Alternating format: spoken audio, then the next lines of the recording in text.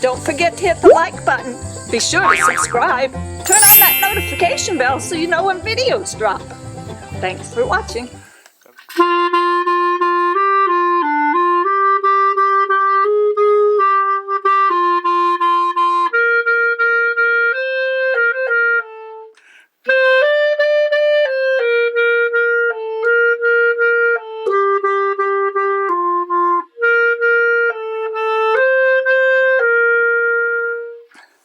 That's the Wacky Peacock Song that I wrote the music to and Mrs. Peacock wrote the lyrics to, which we debuted on the Attitudes Talk Show in 1990.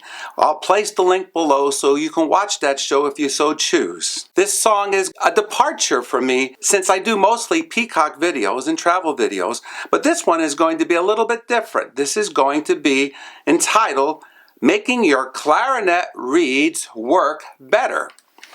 I had the opportunity to study with the master of clarinet, and his name was Joseph Allard, and he was a professor at Juilliard School of Music, New York City. And I studied with him during high school and during college. And he taught me this very important technique in making my reeds work well.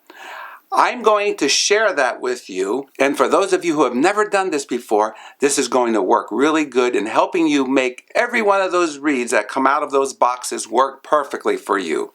Let me show you his special techniques that I'm going to pass on to you right now. The clarinet you just heard me playing was the clarinet that I got when Joe Allard and I went to a music store in New York City, and Joe made sure that I had the best mouthpiece possible. He got me this wonderful Dave Height mouthpiece, and it even has the inscription on the back. It says David Height. And it's one of 6, as I remember Joe telling me, and I don't know if any others are available today in the USA. Maybe this is the only one here. Not long ago, I was renewing my teaching certificate at a university, and the clarinet professor did a special clinic on mouthpieces and reeds. She told me that if you have a mouthpiece over 10 to 15 years old, dump it, never use it again. I politely laughed to myself and said, oh no, this has been the best mouthpiece I've ever had, and I've never used any others since I got it from Joe back in 1968. It works wonderfully. However, it requires you to have a very stout reed. Joe made sure I got German cut Van Doren reeds, strength 5, to put on here to make sure that they work perfectly. Now, it required some work, and Van Doren German cut reeds back then in 1968 were much different than what we have today. I can't find that reed, and I couldn't find reeds until I found a company called Gonzalez Reeds, and I'll have the link below so you can go check them out for yourself. They have organic reeds, and I don't want to put anything in my mouth that has any pesticides on it. You can get almost 100% of your 10 reeds to work out of the box, but I never take my reeds out of the box without tweaking them some. And I'm going to show you now some of the techniques that Joe taught me when I was studying with him to make your reeds work good if they don't work good, or make them work even better. Let me show you. I'm in my kitchen right now, and I have my reed, but first thing I have to do is I have to find a surface that is perfect for sanding the back of your reed with some sandpaper. First, go to your home center and you buy some of this wet-proof sandpaper.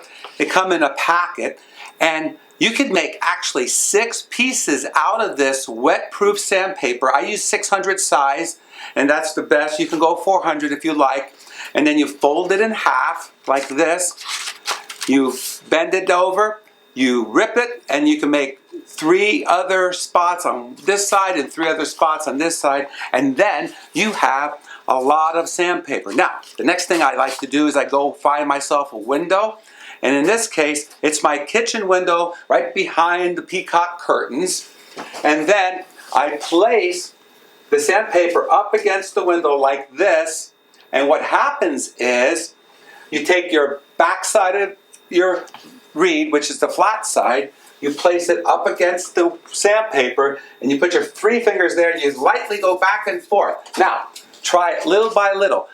Put your clarinet next to you, try the reed out, and if it plays well, then you're okay. If it plays a little stuffy, go back and do it again. That's the very first thing I do when I get a box of reeds. Now, Joe gave us a piece of glass. He never said to use a window because the piece of glass worked really well. Now, the piece of glass that I have is only a fragment of what he gave me.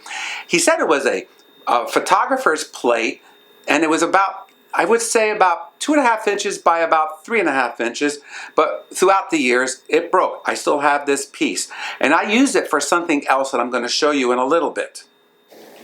The next thing I like to do, and was taught by Joe, was to look where your reed hits the mouthpiece, and then you place a light line straight across from here, and then you go from this corner up to this corner, and then from this corner up to this corner. Now, the next thing you need to do is look at this in the light.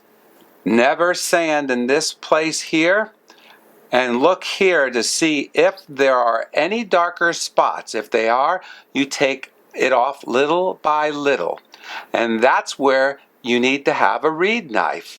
And I would say that if you're a student in high school or college, please do not bring this to school, but keep this at your home or wherever you reside. I placed the reed on top of the black glass. Now, Joe gave us a bigger piece of glass. I broke it throughout the years. And it's black because you can see how much shavings you take off of the reed. Now, I still have enough glass here to work the reed. So then I take the reed knife and I gently go like this. And then you could see some of the white coming off.